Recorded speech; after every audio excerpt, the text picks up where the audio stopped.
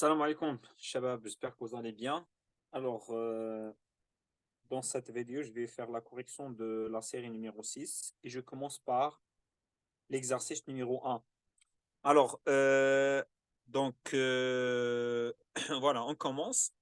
Alors, choisir la bonne réponse. Si dans un repère terrestre, un solide soumis à l'action de trois forces F1, F2 et F3 non parallèles est en équilibre, alors leurs droits d'action sont bien sûr, doivent être coplanaires.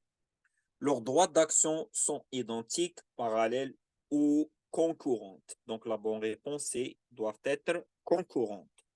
Leur somme vectorielle nul, non nul, constante, c'est doit être nul. Alors, ces deux conditions sont nécessaires pour obtenir l'équilibre d'un corps, mais ces conditions, comme vous avez vu, ne sont pas suffisantes. Pourquoi?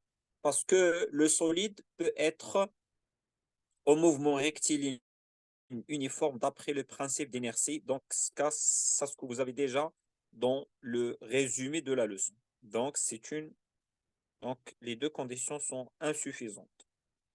Alors, la force de frottement, petite f, d'après le résumé de la leçon, petite f, c'est la composante tangentielle et on peut la noter aussi, donc Rx. Donc, si vous avez par exemple un plan comme ça, donc un solide sur un plan, alors, دائما le plan a deux réactions. D'accord? Une joue le rôle de quoi? D'un support, on l'appelle Rn, et une autre composante tangentielle, on l'appelle aussi Rt, Rx, ou bien aussi petite f. Alors, c'est quoi le rôle de cette petite f? Supposons ici que le solide est en mouvement dans ce sens, a une tendance de se déplacer vers ce sens. Alors, il est quand le solide باغي يمشي في الاتجاه هذا donc هاد RT هاد la force كدير résister le mouvement ديالو, c'est une force de frottement. D'accord? C'est pour cette raison, donc petite f, c'est la composante tangentielle de RT. La composante normale Rn joue un effet de résister, l'approfondir de l'objet, la déformation de l'objet, le mouvement de l'objet. Alors, c'est quoi le rôle de cette petite Rn? Alors, Rn, vous voyez, c'est perpendiculaire. Alors, le jeu, le rôle de quoi? D'un support. Donc, qu'est résister le solide pour ne pas approfondir. D'accord? L'approfondissement de l'objet. Donc, la bonne réponse est celle-là. Alors, la huitième question. La composante tangentielle RT joue un effet de résister. Donc, j'en ai déjà expliqué cette partie-là. Alors, résister l'approfondir de l'objet, la déformation de l'objet ou bien le mouvement de l'objet. Donc, c'est le mouvement de l'objet. La dernière des choses ici, on définit le coefficient de frottement K par K sinus phi, K tangente phi ou bien K cos phi. D'après le résumé de la leçon, c'est K est égal tangente phi. Voilà, c'est fini pour l'exercice numéro 1. On passe maintenant à l'exercice numéro 2. Alors, on considère un solide S est en équilibre sous l'action de trois forces F1, F2, F3 et bien sûr, vous voyez d'après le schéma, sont des trois forces non parallèles. Exercées par les fils 1, 2, 3, voir le schéma. Le poids d'un corps, ou du corps S, est négligeable devant les trois forces. Et on étude ce solide dans un repère OXY d'origine O confondu avec le centre de gravité de ce solide. Voilà, le O se coïncide avec G, le centre de gravité. Sachant que l'intensité de la force F2, alors ici vous avez F2 est égal à combien? 4 newtons. Donnez les conditions d'équilibre du solide S. Donc ça c'est simple. Donc, ça c'est une. Voilà, j'ai écrit ça pour la révision. Alors, la phrase est simple. Pour qu'un solide, soit en équilibre sous l'action de F1, F2 et F3, il faut que. Alors, il faut que quoi? Deux conditions. La première, c'est F1 plus F2 plus F3 est égal vecteur nul. Bien sûr, cette condition est nécessaire pour que le solide soit au repos. Mais vous connaissez bien sûr, d'après le principe d'inertie, puisque la somme des forces est égale vecteur nul, c'est-à-dire que le solide peut être en mouvement rectiligne uniforme. C'est pour cette raison on dit que cette force ou cette condition n'est pas suffisante, mais n'est pas suffisante. Point. La deuxième condition, il faut que les droits d'action,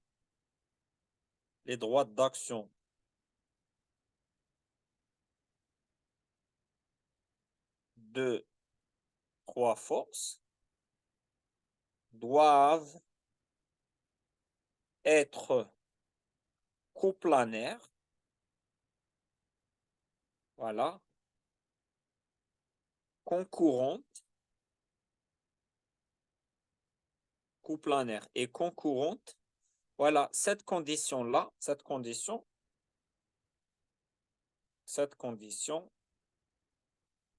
est nécessaire pour éviter la rotation. D'accord? On passe maintenant à la question numéro 2. Alors, question 2. Il nous demande quoi ici? De faire la projection sur l'axe OY pour calculer F3. Donc ça, c'est l'objectif, c'est F3 ici. Alors, c'est très simple. Donc, calcul de F3 par la projection sur OX, ou plutôt OY. Alors ici, on ne peut pas faire la projection directement. Bien sûr, on doit commencer ça par une phrase ici. Alors, on écrit donc le solide S est en équilibre, donc sous l'action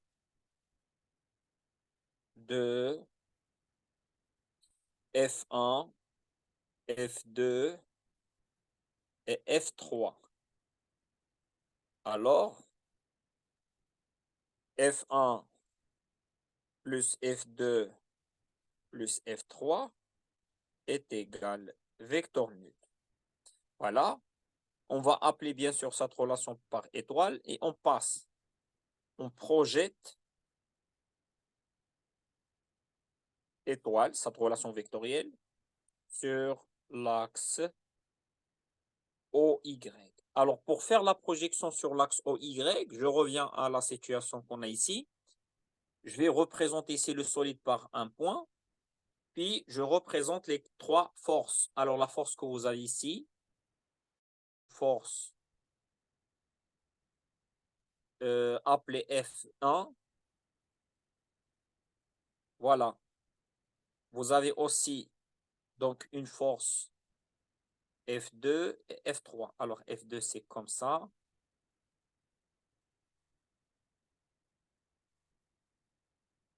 Et F3, un petit peu comme ça. Vous voyez? Alors, la première des choses ici, j'ai représenté le solide par un point, puis j'ai représenté les forces, et finalement, je vais associer à tout ça un repère orthonormé avec deux axes. Ça, c'est l'axe des X, et bien sûr, ça, c'est l'axe des Y. N'oublions pas, bien sûr, que vous avez déjà deux angles. Un angle ici appelé bêta et un autre ici en bas appelé alpha. Voilà, normalement, هما 30 40. J'ai noté alpha, bêta. Ok, c'est pas grave. Donc, on peut modifier ça. Alors, vous avez ici un angle de 40 degrés et en bas, 30 degrés. Voilà, voilà, voilà. Maintenant, qu'est-ce qu'il faut faire? On va faire la projection sur l'axe des Y. Alors, la projection est simple. Donc, je commence ici par le premier vecteur, F1. Alors, regardez ici, F1, il est comment avec l'axe des Y? Les deux sont perpendiculaires. Donc, automatiquement, vous allez écrire ici, donc F1Y, et vous allez noter ici 0. Pourquoi 0? Parce que F1 perpendiculaire sur l'axe OY. Voilà, je passe F2. Donc, ça, c'est la force F2. Alors, je projette le sommet sur l'axe des Y, ça va donner ce point qu'on a ici. L'origine ici, donc, le petit segment que vous avez ici, c'est F2Y. Alors maintenant, F2Y, d'accord? Je peux la déplacer ici. Voilà. Pourquoi? Parce que l'angle qu'on va utiliser donc, se trouve dans cette partie-là. C'est pour cette raison que j'ai déplacé F2Y. D'accord? Alors, quelle est la relation entre F2Y et l'angle 40 dans ce triangle ici? C'est l'opposé. Alors, l'opposé, automatiquement, vous allez travailler avec sinus. Donc, sinus de 40, ça va donner quoi? F2Y sur F2.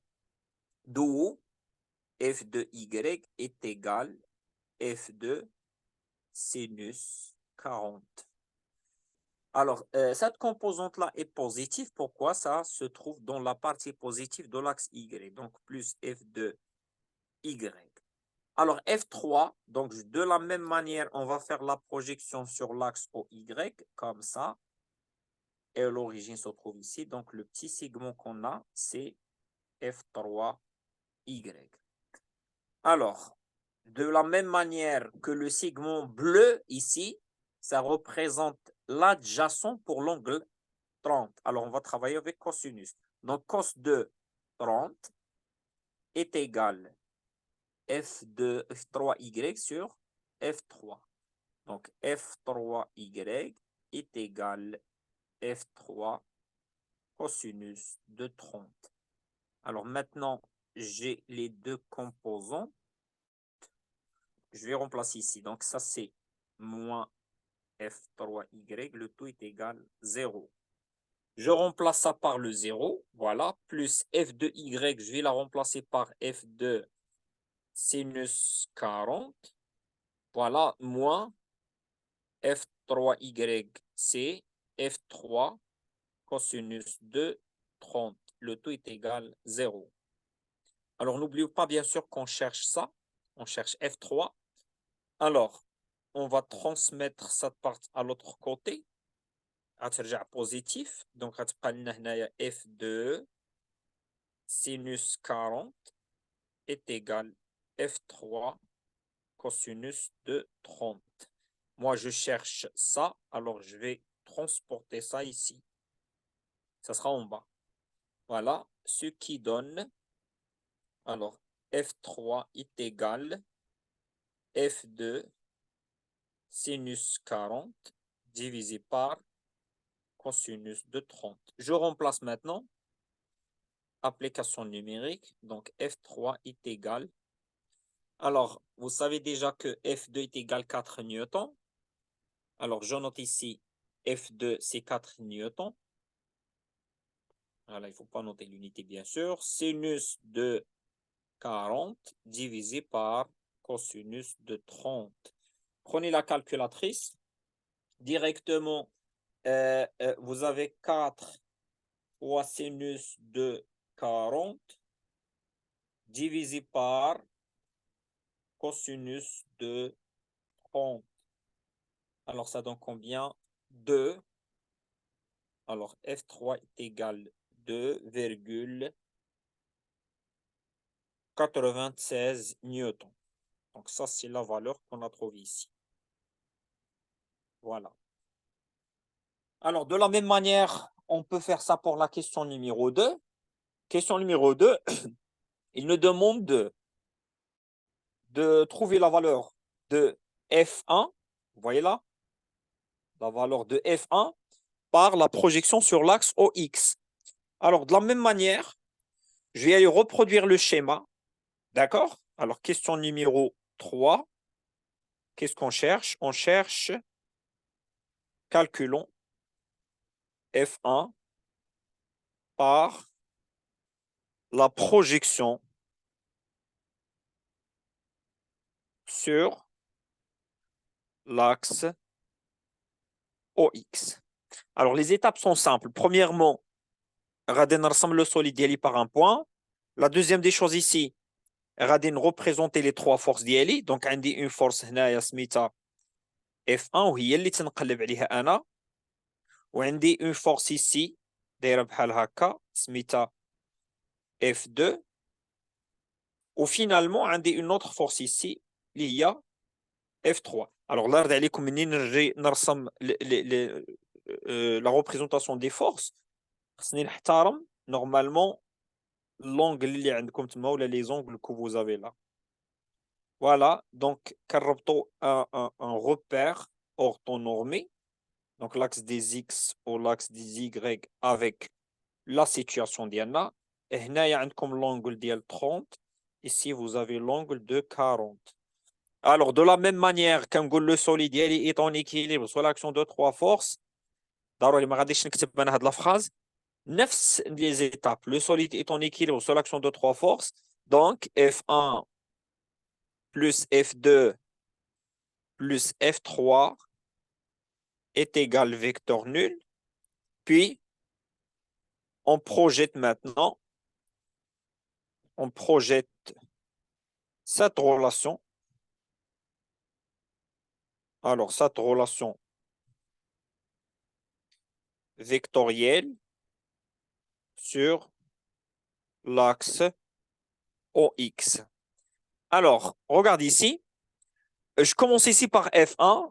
Alors, F1 ici déjà confondu avec l'axe des X, mais orienté dans le sens négatif. Donc, je vais noter moins F1, X.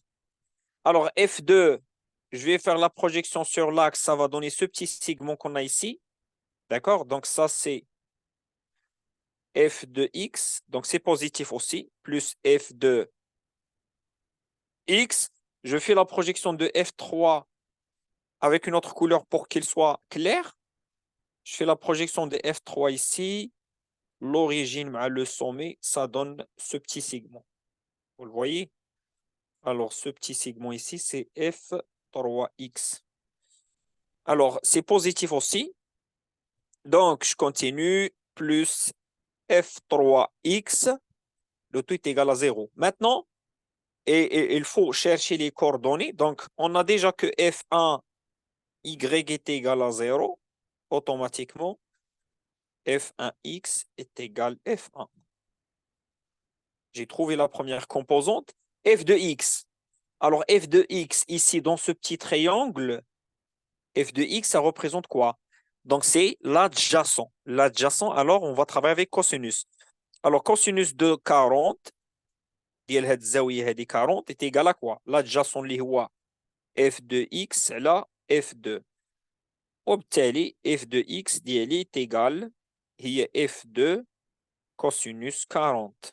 De la même manière, عاوتاني, هنايا, vous voyez que vous avez deux parallèles coupés par une séquence, c'est-à-dire l'angle 30 ici, هي هذه اللي هنايا.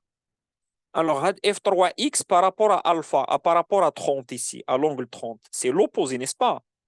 Alors, on note هنايا tout simplement sinus, l'opposé c'est sinus, sinus de 30 qui est l'opposé de sinus اللي هو F3X sur F3.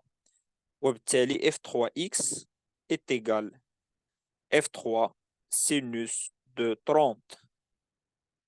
Voilà, j'ai trouvé maintenant toutes les composantes. On remplace ici dans cette équation. Donc, moins F1X est égal moins F1 plus F de X, c'est F2 cosinus 40 plus F3X plus F3 sinus de 30. Le tout est égal 0. Qu'est-ce que je cherche? Alors, on cherche F1. Ça, ce que je cherche. Alors, F1 ici, négative. Donc, il a transporté à l'autre côté. Ça va donner quoi? Quelque chose qui est positif. Yak.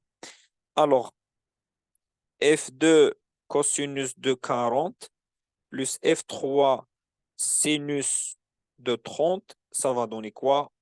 F1. Voilà, d'où F1 est égal, donc application numérique directement, F1 est égal F2 c'est 4 cosinus de 40 plus F3 2,96 sinus de 30.